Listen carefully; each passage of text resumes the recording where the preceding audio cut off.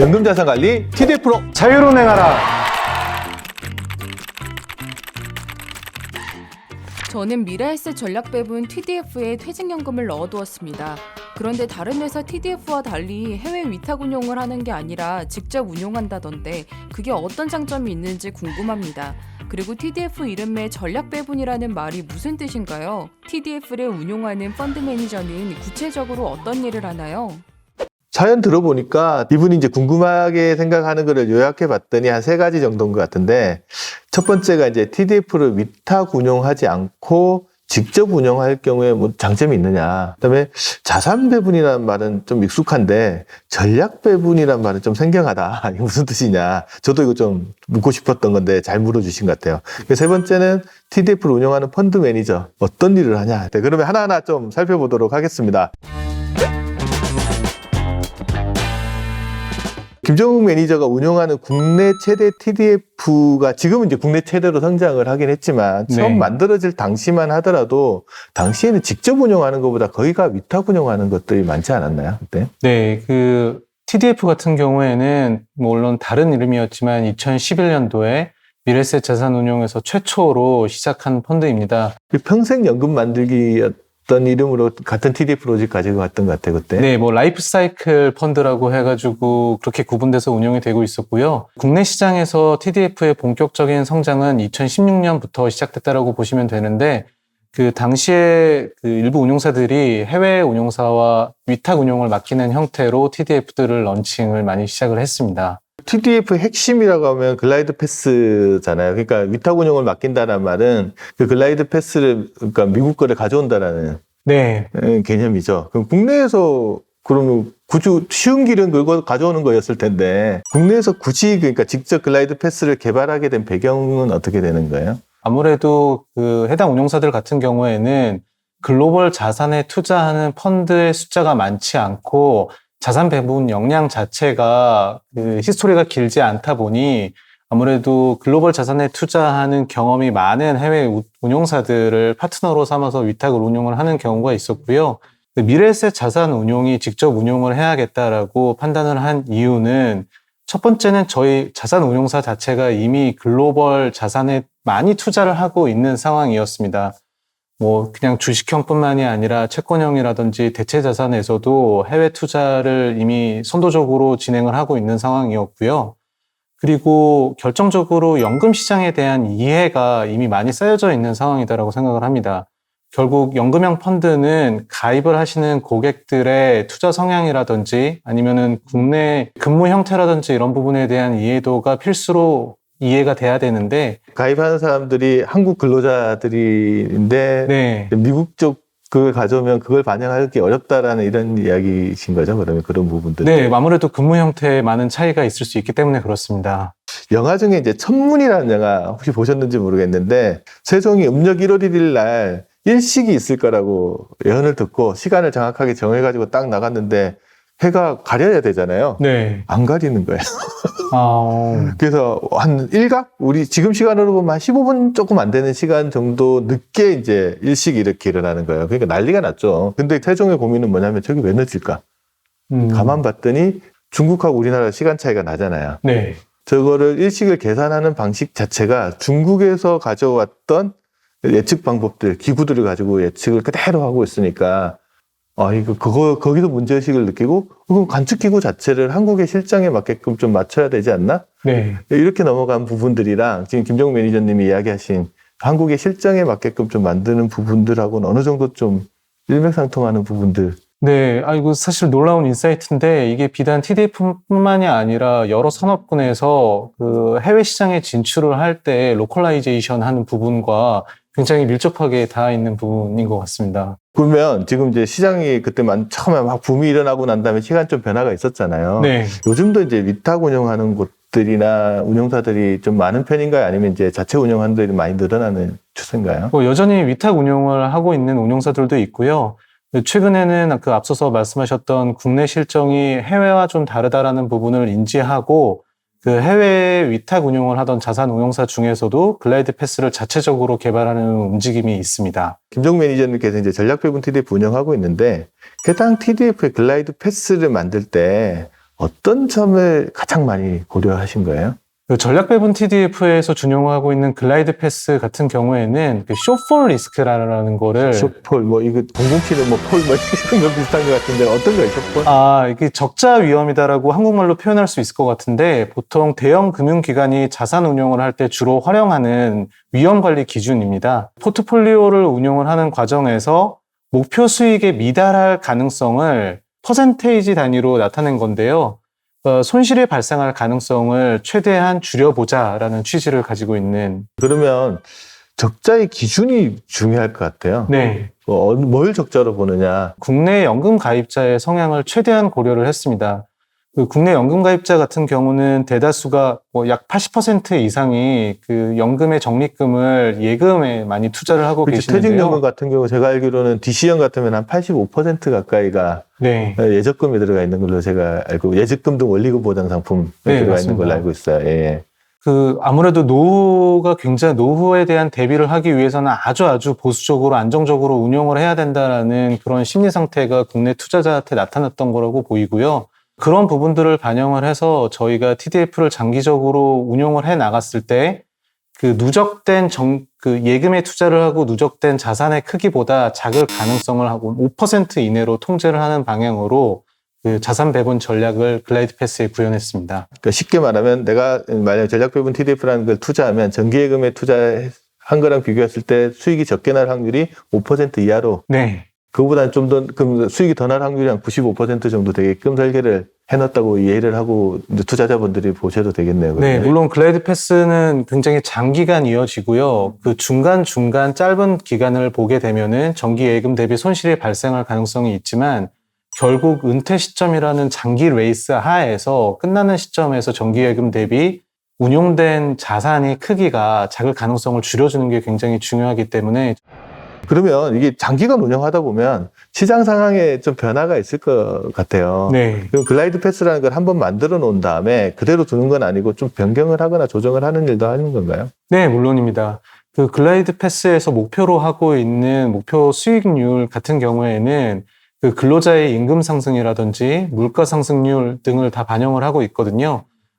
이러한 숫자들이 변하게 되면은 그 자연스럽게 그 글라이드 패스에서 목표로 하고 있는 수익이 변화가 될 테고요. 그렇게 따르면은 그 숏폴 리스크를 반영한 글라이드 패스에서도 변경이 일어나게 됩니다. 일종의 비행하다면 비행 경로가 날씨나 이런 거에 바뀌어서 이렇게 조금씩 조정되는 네. 거랑 거의 비슷하게 그럼 조정자 하는 작업들을 이제 펀드 매니저께서 이렇게 관여하셔서 이제 작업하시는 거죠. 네, 맞습니다. 그러면 이제 조금 두 번째 주제로 한번 좀 넘어가 보면 자산 배분이란 말은 좀 많이 들어봤어요. 전략 배분이란 이름을 굳이 TDF 앞에 붙인 이유가 있을 것 같아요. 그 전략 배분도 사실은 자산 배분 안에 들어가 있는 하나의 운용 전략이라고 보시면 될 것 같아요.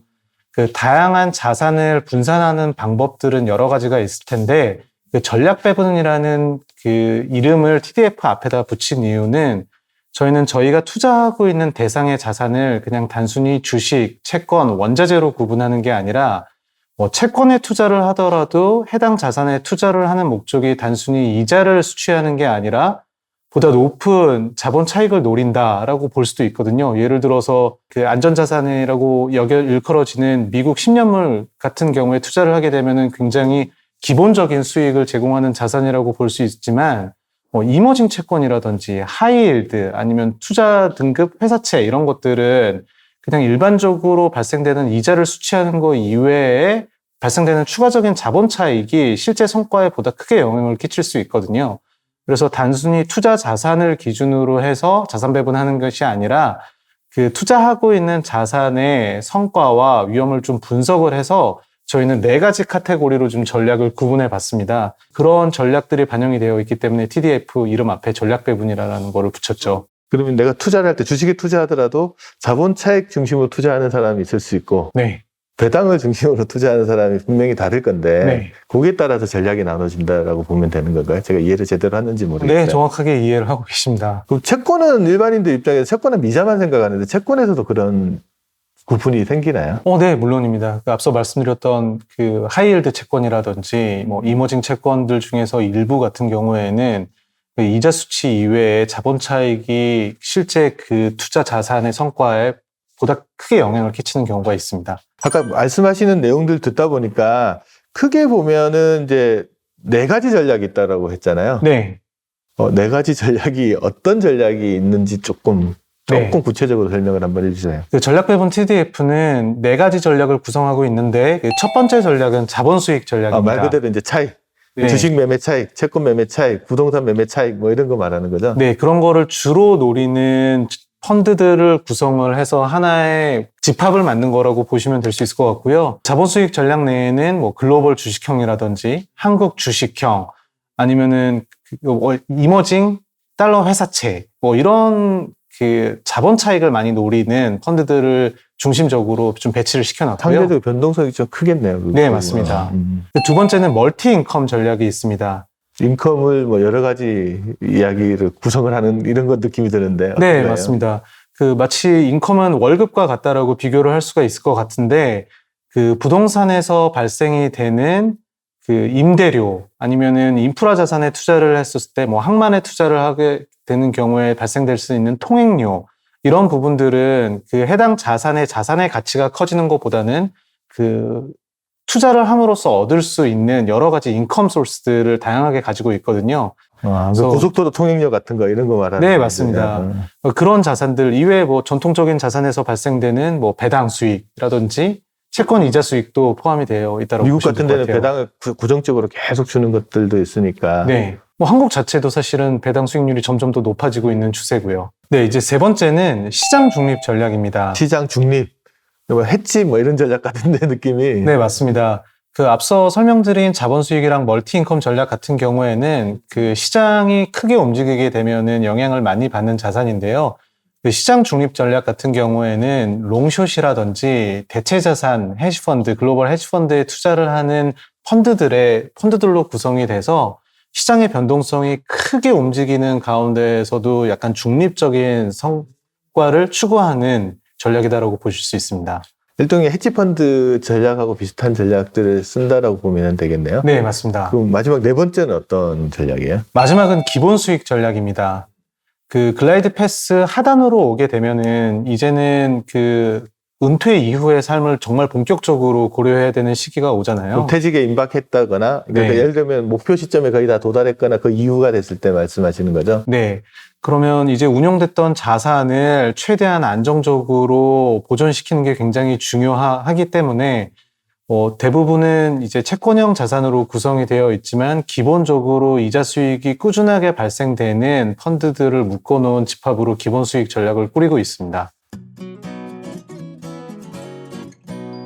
제가 조금 궁금한 부분은 뭐냐면 어차피 글라이드 패스라는 거는 위험자산 비중하고 그러니까 안전자산, 뭐 주식 채권 비중을 이렇게 나눠서 가서 이렇게 하는 거잖아요. 네. 그렇다고 그러면 이 전략에 따라서 주식이 들어올 때도 있고 채권이 들어올 때도 있을 것 같은데 네.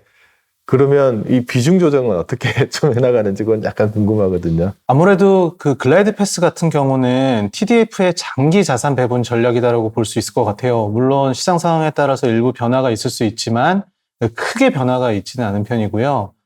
다만 시장 상황이 급격하게 변화가 있었을 때 TDF의 수익률을 보호하기 위해서는 장기적인 관점뿐만이 아니라 1년 미만의 시계를 가지고 자산시장 전망을 반영을 하기도 합니다. 이럴 때는 그 전략에 대한 투자 비중 자체를 변화시키기도 하지만 전략에 들어가 있는 펀드에 대한 구성 비중을 변경하는 방식으로 그 짧은 순간에 발생되는 위험들을 피하고자 합니다. TDF 엔진이 글라이드 패스고요. 그럼 글라이드 패스를 잘 만들어 두면 그거 따라서 잘 운영하면 될 것 같은데 그러면 펀드 매니저가 별로 할 일이 없을 것 같다. 이런 생각이 드는데 일상적으로 펀드 매니저는 TDF를 운영할 때 어떤 일을 하는 건지 그거를 이제 좀 한번 마지막으로 좀 살펴봤으면 좋겠어요. 어떤 일 하나요, 주로?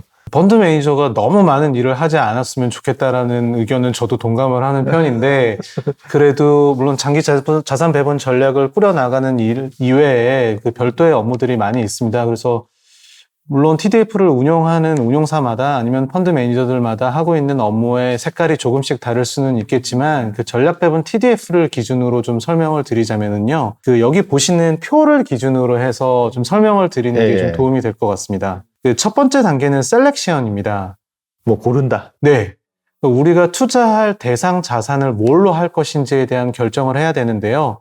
전략 배분 TDF 같은 경우는 미래에셋 자산운용이 보유하고 있는 190개 펀드들 중에서 그 최우수 펀드들을 선별을 해서 그 펀드들의 성과랑 위험을 분석을 하고 이 펀드들을 어떠한 전략군에 배치를 시킬 것인가에 대한 의사결정을 합니다. 어디에 넣을지 네, 그거 하는 것들이 이제 펀드 매니저가 지금 하는 거죠. 네, 맞습니다. 그럼 실렉션 하는 과정에서 이렇게 아까 미래에셋 자산 운용 내에 있는 펀드들만 한다고 하는 거는 그게 펀드 구조가 모자형 펀드 구조로 돼 있어서 그런 건가요? 아니면 네, 모자형 펀드이기 때문에 그렇고요. 그 미래에셋 자산운용 펀드에다만 투자를 하지만 그 펀드 중에서 일부는 재간접 형태를 띠고 있고 미래에셋 자산운용 이외의 운용사에 대한 투자 비중도 일부 보유하고 있는 경우가 있습니다. 그러니까 김종욱 매니저님이 투자하는 TDF는 네. 일반 투자자들이 거기 투자를 하고 네, 그 TDF가 운영하면서 그 이제 미래에셋 자산운용 내에 있는 다른 펀드들에 투자를 하는데 네, 그 펀드들은 또 다른 펀드들에 또 투자를 하는데 그게 미래에셋 외의 것들도 막 투자하는 것들이 있다 이 말씀이신 거죠? 네. 그렇지만 이제 전체적인 투자 비중의 95% 이상은 미래에셋 자산운용 펀드들로 구성이 되어 있습니다. 그 펀드에 얼마만큼 내가 투자할지를 정하는 작업들이 있어야 될 것 같아요. 네, 그 부분을 저희는 이제 얼로케이션 자산 배분 단계라고 보고 있는데요. 그 장기 자산 배분 관점에서 그 앞서 말씀드렸던 쇼퍼 리스크 개념을 반영을 한 글라이드 패스를 구현을 하고 그 글라이드 패스를 바뀌는 수치들을 반영을 해서 업데이트를 매년 1회 진행을 하고 있다고 보시면 됩니다. 예를 들면 그 글라이드 패스라는 게 이렇게 처음에는 투자 초기에는 주식 비중이 높게 있다가 이렇게 낮춰가잖아요. 네. 그럼 거기에 맞춰서 또 이제 아까 선정해놨던 펀드들을 배분을 한다는 거죠. 네. 일반적으로 글라이드 패스는 주식과 채권인데 전략 배분 TDF 같은 경우는 이제 글라이드 패스를 구현하는 단계에서도 그 앞서 설명드린 4가지 전략의 비중 자체가 동시에 반영이 돼 있다고 보시면 돼요. 어려운 일을 하시네요. 그럼 그렇게 조정해 놓은 작업들을 그대로 두는 건 아니고 네. 시장 상황에 맞춰서 또 조정하는 작업들을 또 해나가야 되는 거죠. 네, 그 각각의 전략에 속해져 있는 펀드 자산에 대한 투자 비중 자체를 변경을 하고요. 이런 것들은 그 장기 자산 배분 곡선인 글라이드 패스 대비해서는 보다 빠르게 진행되는 리밸런싱이 필요한 부분입니다. 제가 속해져 있는 자산 배분 부분에서는 향후 3개월에서 6개월 기준의 자산 시장 전망을 토대로 해서 주식 자산과 채권 자산, 그 다양한 자산의 기대 수익률이라든지 이런 부분과 위험을 살피고 있는데요. 이런 부분들을 반영을 해서 저희 전략 배분 TDF에서도 그 세부 투자 자산에 대한 비중을 조절해 나가고 있습니다. 그럼 이렇게 한 사이클을 이렇게 돌잖아요. 네. 주기가 한 어느 정도 되는 일반적 큰 주기 사이클이라는 게 있으면 그 각각의 단계에서 갖고 있는 주기는 사실은 다 다르지만 1년 단위로 움직이고 있고요. 그 1년 단위의 기준은 그 펀드를 셀렉션하는 거를 물론 필요에 따라서 수시로 진행을 할 수도 있지만 1년에 한 번 정도 저희가 투자를 하고 있는 펀드의 위험이라든지 이런 것들을 종합적으로 검토를 하고 새로 편입을 할 수 있는 펀드가 있는지 여부를 살피는 걸 1년 단위로 가고 있고요. 다만 이러한 프로세스 자체는 그냥 딱 1년으로만 고정이 되어 있는 게 아니라 보다 장기적인 관점에서는 글라이드 패스의 구현 단위인 5년 단위고 그 5년 단위 내에서 1년으로 축소가 되고 그리고 펀드에 대한 모니터링이라든지 이런 거는 월간, 주간, 일간으로 내려오면서 여러 가지 주기들이 이제 동시에 진행이 되고 있다고 보시면 됩니다. 글라이드 패스에 맡겨두지 않고 펀드 매니저가 열심히 일하고 있답니다. 네. 제가 하고 있는 업무지만 이거는 혼자서 할 수 있는 업무가 아니고요. 이 전략 배분을 TDF를 운영하고 있는 작게는 팀, 그리고 제가 속해져 있는 부문, 그리고 제가 투자를 하고 있는 펀드 매니저들의 의견들이 동시에 반영이 돼야 되기 때문에 개인 투자자분들이 이런 프로세스를 혼자서 돌리는 것보다는 이거를 업으로 하고 있는 분들이 적절한 주기를 가지고 루틴을 만들어서 이러한 프로세스들을 가져가는 거를 좀 신뢰해 주시고 믿고 맡겨주시면 좋죠. 오늘은 이제 실제 TDF를 운영하시는 펀드 매니저를 모시고 이렇게 현장감 있는 이야기를 들어보니까 TDF에 대해서 좀 더 자세하게 이해가 될 수 있는 시간을 가진 것 같아요. 오늘 방송이 투자자분들께서 이제 자산을 운용하시는데 조금이라도 좀 도움이 되셨으면 하는 기대를 좀 가지고요. 방송 들어주셔서 감사합니다. 네, 감사합니다.